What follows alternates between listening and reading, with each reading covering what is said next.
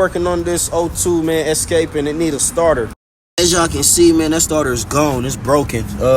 Try banging on it, and no luck. The car also needs to be tuned up, man. It's a V6. We're about to get to it and knock this shit out.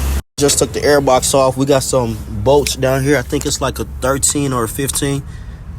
So we had two 13 bolts, man, one on each hand, and we got some pins that's holding it down, helping it. This is our starter, guys, and this I'm working with, man. It was so old, it broke. And then this right here is just, it's no good. It's no good. We about to go match the starter with the same one at the store, and we'll be back.